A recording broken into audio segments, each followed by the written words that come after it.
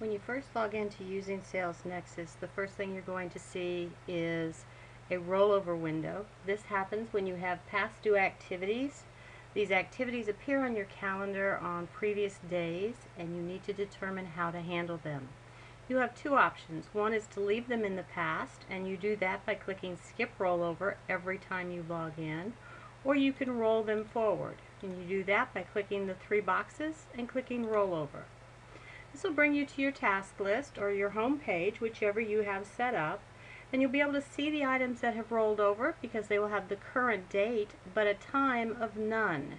Activities that are timeless are part of the rollover, and they will not take up space on your calendar. You'll see them on your calendar, but not during 8 to 5. You will see them the night before, sitting after hours. So that will allow you to keep your calendar free for current times. Now when you set up your calendar, it's driven by your task list. So what you want to make sure is as you're creating tasks for people, you understand how this works. To show you how this works, we're going to go into our contact list and we're going to show you how to set up a couple of tasks. I'm going to open the first person up, and let's say you need to schedule a meeting for them. You could click on their contact. Say you take a phone call from them, click on their contact, go to calendar, pick the time that you need to meet with them. Just click on the blue the blue plus. It'll pop up their information. Change it to a meeting. That automatically sets the time for an hour. You get your date, your time set up. You can pick your regarding from a drop-down list, or you can check the green plus sign, open up a new window, and you can put in what it's regarding.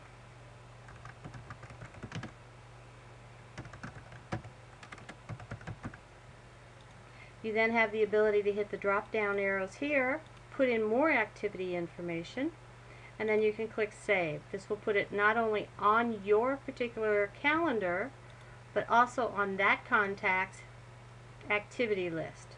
So your activities are listed on your task list as a user. Activities that are associated with clients are under their activity tab. You can now see that we have a meeting coming up with this particular person for July 5th at 10 a.m. Now let's say we've had our meeting and it's time to close this meeting off, so we can put it to notes and history. Simply click on the green check. This will pop up your detail box that allows you to put in the notes from your meeting.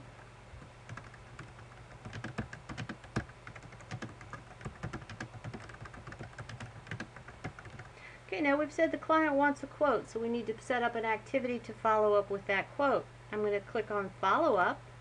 That moves my meeting note to Notes and History, and I now have a new activity. You can see I have a brand new one. I'm going to change it to a to-do,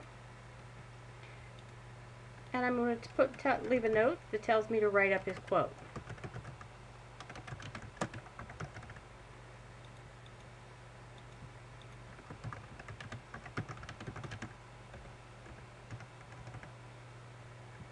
And I can hit Save. Now you'll see that under his activities we have write up for the quote, and under his notes and history we've got that the meeting was held. So that's how you can set up a meeting for a future event and then change it to close that, creating a new one from a follow-up that shows you a to-do. Now let's show you the difference between doing one in the future and, say, taking a call from a client. If a client calls in, you're not going to schedule the call, but you do need to put a note in history that the call happened. You click on Log a Call. It's automatically going to give you the date and time. It's going to say Call Logged.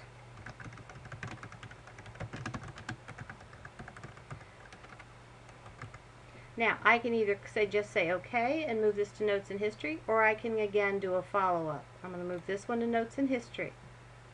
So now you'll see I have two notes in Notes and History. It allows me to kind of move through the process and get things through and entered into the system as quickly as possible. So I can do schedule a call, schedule a meeting, or schedule a to-do. Now let's say you go to schedule a call while the client's on the phone with you, and he says, no, I'd rather have the person meet with me. You can change it quickly from a call to a meeting to a to-do, no matter which of the three boxes you click on. You can also change your date and time for when it's scheduled. Simply open it up and change it over. Same, you can change the time. I can change the color. If you happen to use a color coding system, you can change the color. I can set an alarm.